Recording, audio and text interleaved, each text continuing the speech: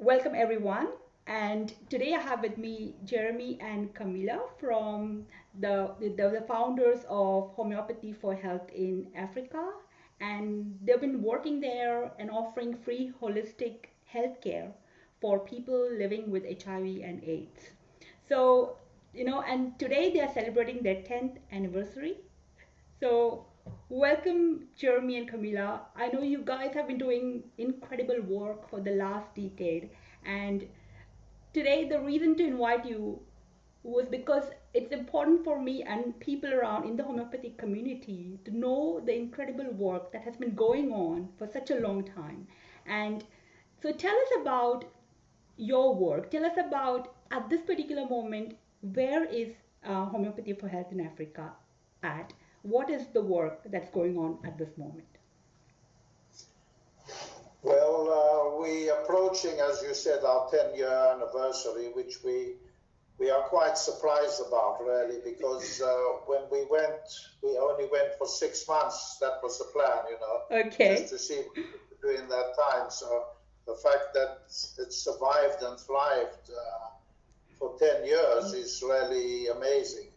And there are lots of things that we're doing. We have lots of clinics going. We have about 19 clinics. We're working in 2 hospitals. Mm-hmm. We have a thriving homeopathic center. We're training Tanzanian homeopaths. We're teaching homeopaths in Malawi, in Kenya, in Uganda, and other places in Tanzania, in Swaziland. We've written a course for homeopathic, simple homeopathic teaching that's going all over Africa.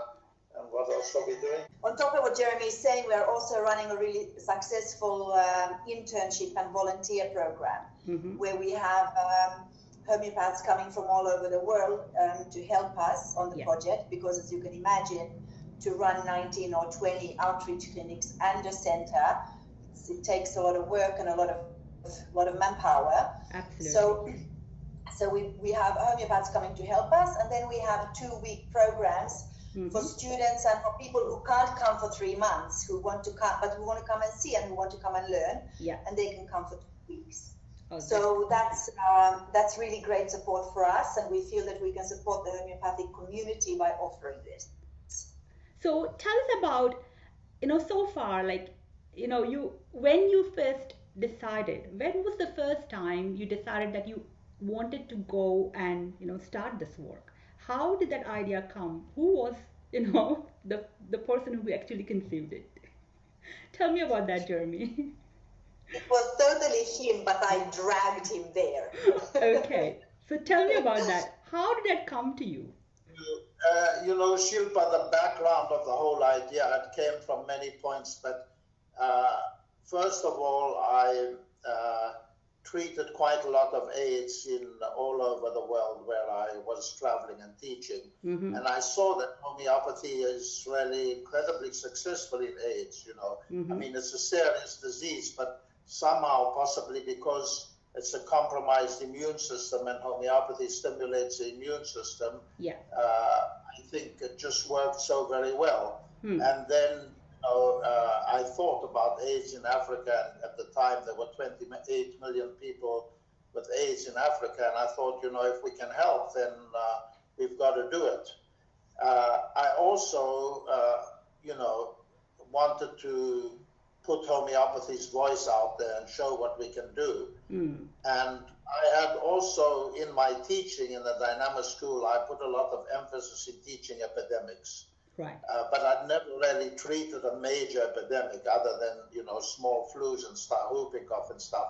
So I really wanted to see how the whole thing works in treating an epidemic.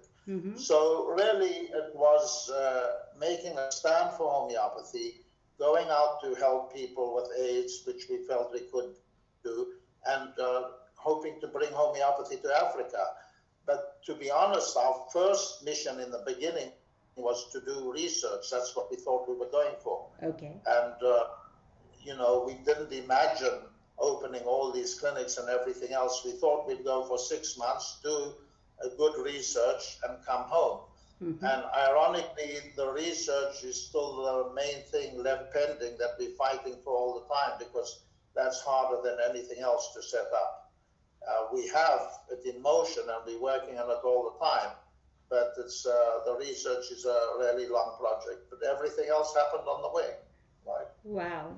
Okay. So you both came together at the same time and you just got started. I mean, you make it sound really easy, but tell me about it. Oh, coming to a country where you don't know anyone and starting from scratch, how was We it? were so stupid. I don't. We were so ignorant and so stupid. And I think if I knew now what, what, if I knew then what I know now, we probably would never do it, because it's true. There was so much stuff that you could possibly not even imagine that would happen. Yeah. And so many obstacles that you can't even sit on your sofa and think that it's even possible that that's ever going to happen. So I think ignorance is bliss in that way, that you have you have a desire and you have a wish, and then you say, hey, let's go and check it out if we can pull this off or not. Yeah. And realizing that in 6 months you probably know if it works really. Yeah. If you can do it, if you have it in you to stay, and if our family has it in us to stay. So that was the 6 months. We didn't think that we're going to do research in 6 months. We're not that stupid. But in 6 months, you know if it's going to have any impact or not, and if you can do it yourself. Mm-hmm. So that's what we did, and then we took it in our stride. But strangely, the things that we thought would be difficult were very easy, and the things that we thought would be easy were very difficult.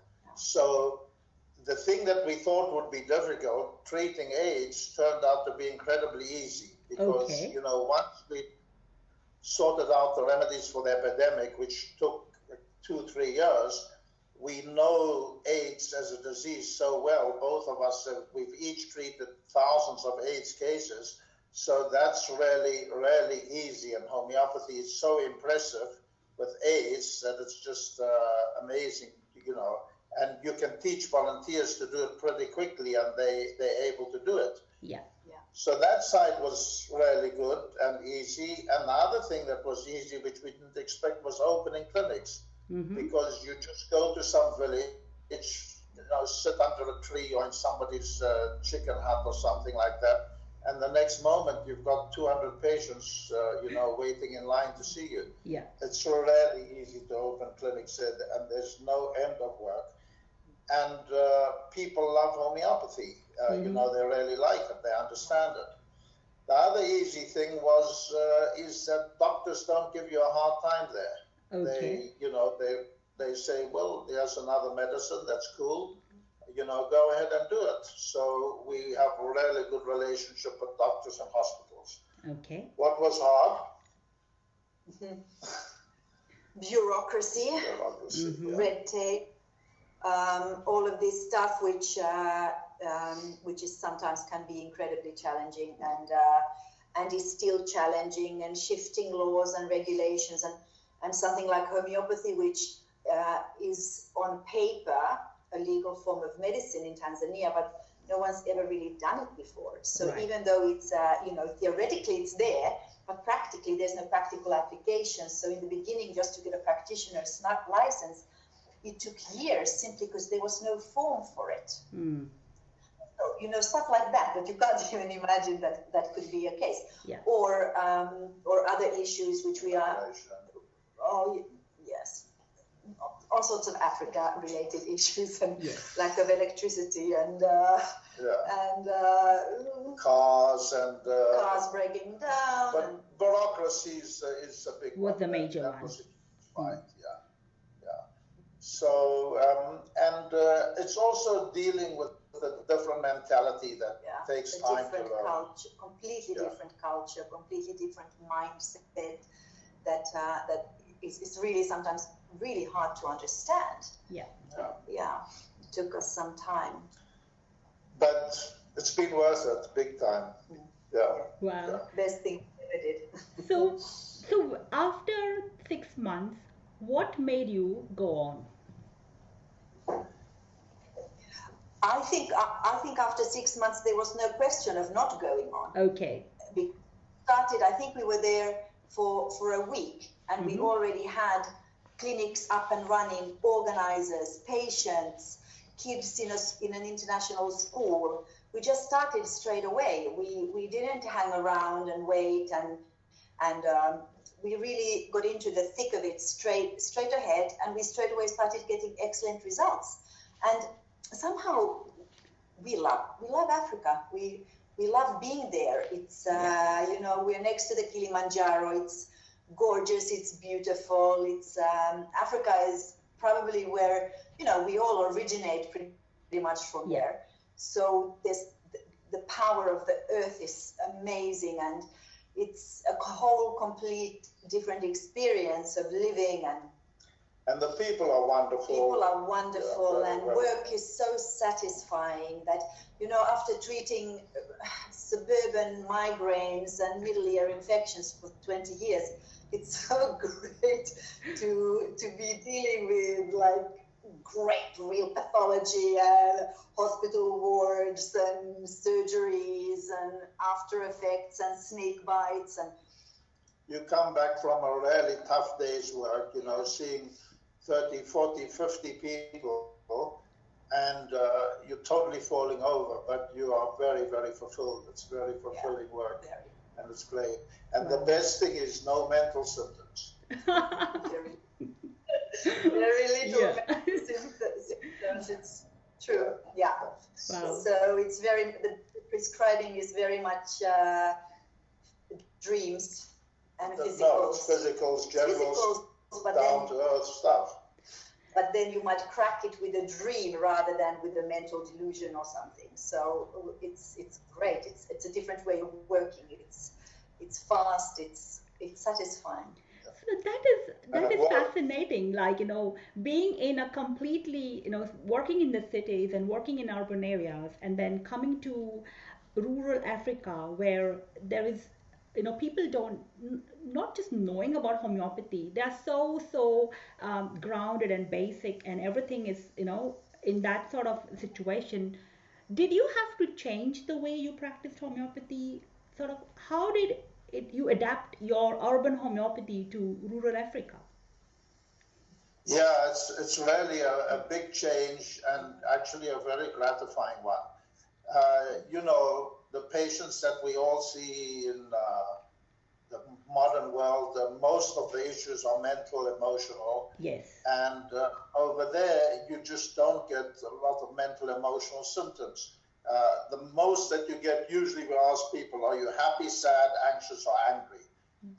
And that's just about as far as it will go. Yeah. So you have to change your way of working, and the way that we work is similar in the way that I work on a kind of Barninghausen method, where we take large general symptoms. But instead of taking, you know, fearful or sadness or forsaken or something like that, you take a base of, let's say, numbness in the feet, lack of appetite, emaciation, vertigo, cough at night, and then you've got a good base to the case, but you've still got, after, let's say, putting in 5 or 6 big generals, you boil it down to 40 remedies or so.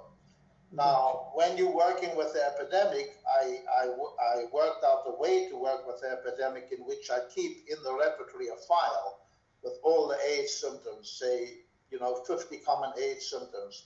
So I can very quickly open a new case with that file, pull the symptoms out, the ones that are appropriate to the case, and in 5 minutes, I've got a base of what kind of a remedy it is. Correct. And now you're just waiting and praying for that one strange, rare, and peculiar to come and save you. And usually it comes. I mean, these are mostly one-sided cases. You know, there's not much information. But then there'll be one dream, one strange kind of thing, maybe a location or something like that. Camilla is an expert at concomitants. She cracks them with concomitants. So, you know, which is wonderful to see. How, you know, you can take a dream and, you know, narrow it down, a concomitant, a modality, just one thing and that will do it, and then it will work. But it's a very different way of working, and I don't know, can I say that here? Or you can edit it out, but we call it no bullshit homeopathy. Yeah. Okay, got you. And yeah, and it's, you know, I really think that's the way our ancestors, our homeopathic ancestors used to work. Absolutely. Even with miasms, it's not about mental, emotional stuff. You can tell a miasm in 2 minutes. If a patient comes and they're coughing and coughing blood and sore chest, it's tubercular. Yeah. If it's lack of appetite and vertigo, it's sora. Yeah. If it's ulcers in the mouth and heart, it's syphilis, and so on. So it's very down to earth. Simple. And then you make your choice, you know, you repertorize, and if there's sadness, you choose Natmur. And if it's more angry, you go somewhere else. You know, it's simple. It's not complicated. Wow. Yeah. So it's like simple, grounded, basic homeopathy, and that's what works. I mean, so do you see a lot of complications or complex cases? I know the pathology would be great, but how about the complexities of the cases that you see in the cities and in Africa? They tend to be much less complex. That's for sure. Even though we have a lot of patients who are on medication and serious medication, and don't like what we thought in the beginning, oh, maybe they are somehow cleaner than we are, that we take more medication in the West. I think it's actually the opposite. They take a lot of chemicals and they love to take medicine. So it's not that. It can't be that they are less complicated, because there's a lot of all of that as well. Yeah. But and there's complex and complicated pathologies as well. So it's not that either. It's, I don't know how to put it, but somehow the delivery mechanism is simpler. Maybe because there's less psychologization and they are less trying to explain what it is. Right. So even though it is complicated, but it can be like a podium complicated. Yeah. You know, simple complicated. That we don't even with our mind or thinking or doctor's analysis and diagnoses, we can't figure it out what's actually going on. But that doesn't matter, because once you give the right remedy, the body sorts itself out in ways that we can't even imagine. Yeah. So that whole psycholization and thinking, what we do so much in the West, is lacking. So it seems more simple than it is. And therefore, homeopathy is actually simple when you go down to it. It's simple but true. Yeah. You can get complications in terms of, let's say, mixed diseases. So you've got AIDS as a basis, and on top of that AIDS, you'll get a severe fungal infection. And on top of that, you'll get TB. And on top of that, you'll get just scabies or hepatic eruption. The thing with AIDS is, because it's an immune deficiency, you don't die from AIDS. You die from the infections and opportunistic infections that you're going to get. So they can be navigating through these infections and then going back to the constitution. But as Camilla said, usually if you find a good constitutional remedy, it will deal with most of the stuff anyway. So yeah, what is amazing is how well people in Africa respond, because that's something that surprises us and surprises us still today. I mean, the results are far quicker, far better, far more impressive than anything we see in the West. We get pretty good results, as all of us do, but not like in Africa. People are amazed when they come there. And as Camilla says, you know, some people attribute it to less drugs. No, they're very drug happy there. And the doctors are giving stuff that you don't even see anymore in the West. But they are, I believe, more earthed and more connected to their body, and as Camilla said, less psychologized in their heads, and I think it makes a difference. Okay. Wow. Also, I think I think in the West, you know, it's so everybody knows that you can't really explain homeopathy. So there's always that doubt and those little pills, and how can that even work? Yeah. As if anybody in the West even understood how antibiotics really work. but they pretend that they do. So they think that homeopathy can't work. Yeah. In Africa, there is no such thing. They think, yeah, it'll work. So it works. They give it credit in a different way. And they don't block it with their brain that these little pills can't possibly do such a thing. Wow. So there is this openness right from the beginning to be able to take in. Yeah, absolutely. They're very, very open to it. They welcome it, and it makes sense to them because what they get is that you ask about the whole person, and they definitely like that a lot. They're into that, and they love telling their dreams. As soon as you ask them about the dreams, they've got a big smile on their face because dreams mean a lot in Africa, and they know it means a lot. So that's like the medicine, the shamanism of their ancestors. It's very much dream and story based. Wow. For example, there's one particular dream that is, you can find it in the AIDS proving, and we see it a lot with AIDS, is that they dream that they find a lot of money in the street or somewhere. They find money. So they take it home and they hide it under the mattress. And then in the morning, then they're telling you this, and they say, and then I wake up in the morning and I look under the mattress and it's not there. So I was like, for years, I was like, funny, until I realized that they really expect to find it under the mattress. So it's this kind of a thing where the dream life and real life, there is not such a difference than with us. With us, it's like, that's dream world and this is the reality. But to them, it's both is real, they're together. Yeah. So this is something very different. Wow. So tell us about the results. How do they respond? What are the results like for AIDS in Africa with homeopathy? The results with AIDS patients, absolutely miraculous. I've had people come to visit from the West, homeopaths and non-homeopaths, and they ask, how are your results? What percentage results do you get? And I always have to lie because I say 80%, because if I said the truth, people wouldn't believe it. But I had one kind of scientific guy who came from Germany, and he wanted to see what we're doing, and he asked me what percentage results. And I said, well, just sit in for a week and you tell me. So he did. He sat in for a whole week, and at the end I said, what percent? And he said 100% results.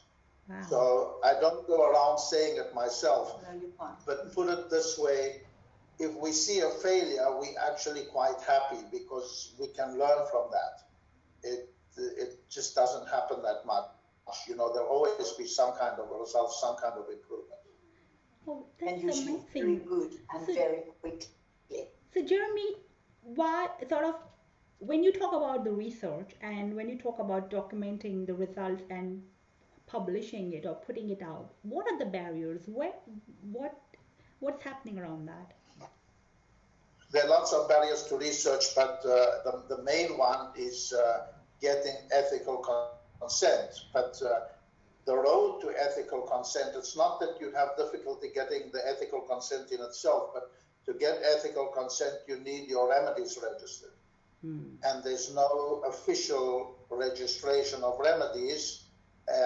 Homeopathy is legal, they just haven't made the procedure clear yet, and they've been working on it for the last 10 years, and we working with lawyers to make them legal. So to that extent, to make that happen, we are now building our own pharmacy, and therefore they will be ethically approved. We have all the legality to work, but for doing research, you need extra hurdles and extra steps, and they take a lot of time and bureaucracy and lawyers and efforts and everything else. We've got all the protocols set up, we've got the circumstances, the clinics are not the problem. It's all there, but it's just taking those steps towards ethical approval, bureaucracy that needs to be done.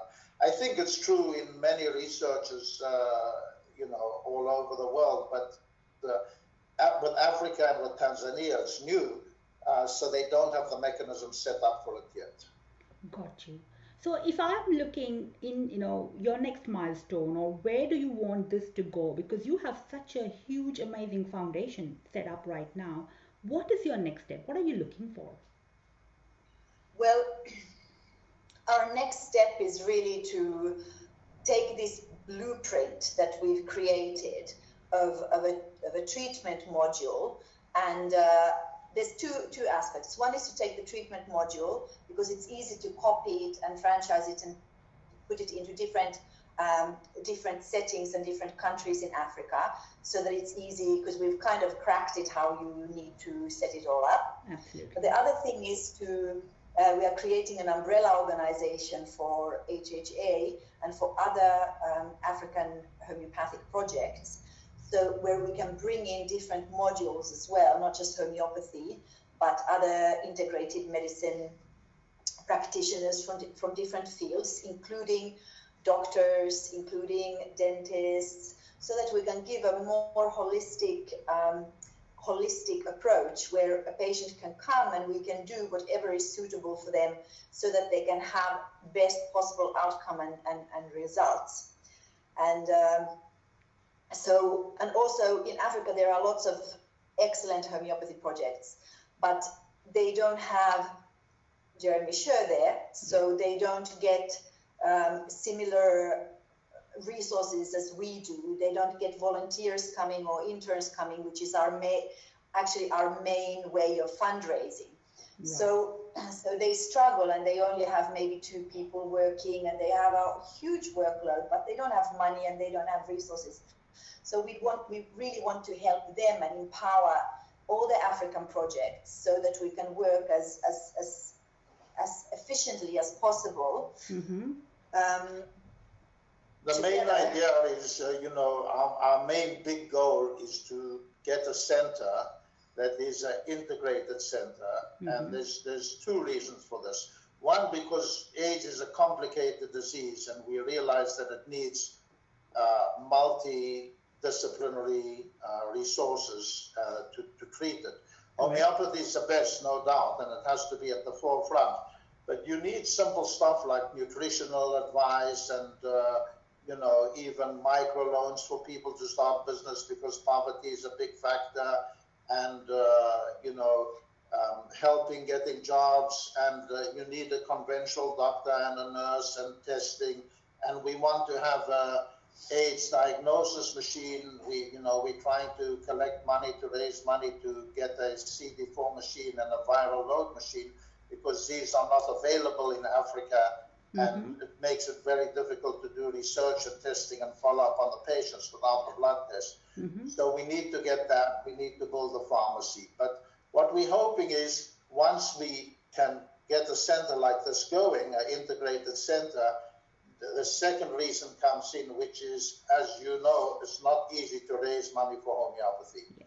We supported by homeopaths in a small way, which keeps us going, which is great, and we're very, very grateful. So people give $10 a month, and that's what we keep this project going on. Mm-hmm. It's an expensive project to run. Just doing one clinic is can be $100, $150 a day with cars, petrol, translators, remedies, paying organizers, and that really mounts up with 90 clinics and the center and bureaucracy and everything. So the homeopaths around the world keep us going and keep the project going and keep us educating people. But to take it a big step forward, we need funding from serious organizations and big donors. Gotcha. And they are not so easy to give to homeopathy. So get to that kind of resource, we move into an integrated model, but homeopathy is going to be the center of that, of course. So we hope once we can build one center like that, as Camilla said, we can duplicate it, and that can be a big thing. But another thing is that we love training homeopaths. People want to learn homeopathy, all kinds of nuns and physiotherapists and people in the Maasai, out in remote areas, and young people. We could find so many students who are eager to learn and practice, like in Malawi. We've had people go to Malawi and teach 4 or 5 times now, and they've got a clinic going, and they're seeing 20 patients a day there, and they're building a center brick by brick, and it's really spreading and doing great. Wow. So, Jeremy, if I have to ask you right now, how can the homeopathic community help you? Because I see students, I see members that they're fascinated and the work that you do, and they want to help in some way within their lives. How can people help you? What is it that they would need to do? There's many ways. Okay. The one thing that we're now launching this campaign, the 10-10 campaign. This is our 10th year, and we're trying to get as many homeopaths as possible to give us $10 a month, which would make all the difference to us. Because if we can get, $10 is nothing for a person. Actually, I don't think for anyone living in the West they can do it, and for us, that would be amazing. And I think that there is something in supporting. Instead of supporting Oxfam or UNICEF, which are all great, or whatever you support, usually people give somewhere. I think, in my opinion, we are homeopaths, and this is a project for homeopathy. And whatever successes we have in Africa, they will reflect worldwide. They do already reflect worldwide. The successes we have, people share on Facebook. We have sometimes 28 shares on a simple story. Yes. It's spreading the word. It's showing what we can do. And I think this is important. This is like grassroots level change in people's attitudes and concepts and what it can do and what we can achieve. So this is one thing where people can help. Yeah. Give us $10 a month, share our stuff on Facebook, tweet it, say, hey, guess what they're doing? It's good raise awareness. Raising awareness. We've got a whole load of material which if anybody wants to give a talk to their community or show what we're doing, we can easily share the material with them, cases, movies, everything else. And what we want to do is use it to spread homeopathy. The battle that we all fighting for homeopathy is a hard one. And I decided, part of my decision 10 years ago to go to Africa was I felt it's a better place to fight our battle for homeopathy. I felt that we can make more impact there. And it's turned out true. The impact, that it has, our project and other projects like similar, is a big and important one for us. We're doing it for Africa, but we're doing it for homeopathy too. Yeah. So any support in awareness or long-term volunteers coming out, because we need people to expand, or any of people's skills, what they can do, advertising, fundraising, talking to people, politics, research, whatever people can do. We've always said one thing: homeopathy for health in Africa isn't our project. It's all of our project. It's all of homeopathy's project, and we see it as everybody's project. Yeah. So just join in and do what you can.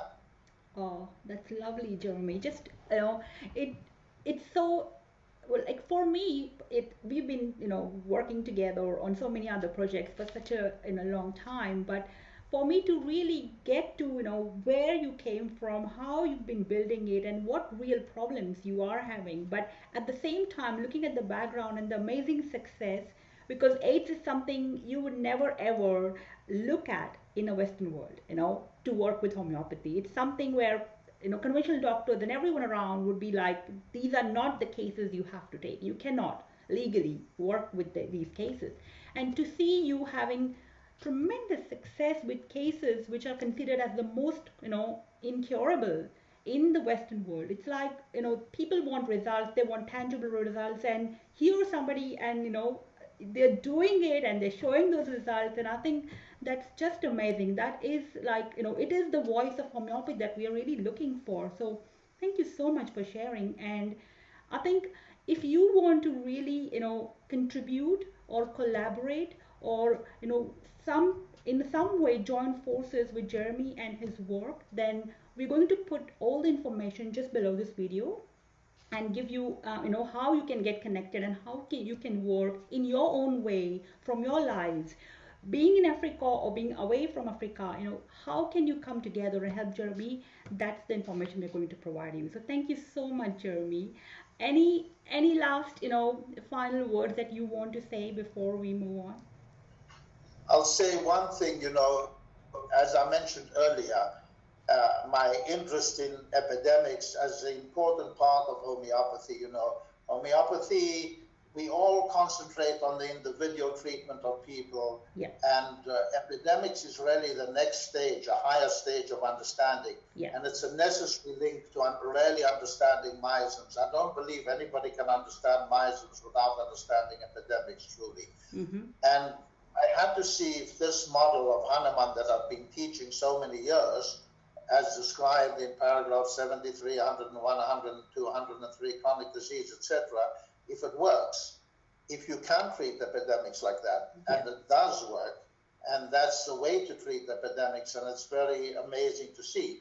I'm hoping very much for the 10-year celebration to do a set of videos to actually show the epidemic remedies that we've come up with, how I arrived at them, how the whole thing works. I've been waiting this time to come to the best conclusions that I can, but I hope to produce something, and we'll probably, when I finish it, if I do, we'll probably have it on your platform, Shilpa. So thank you for your support too. We really appreciate it.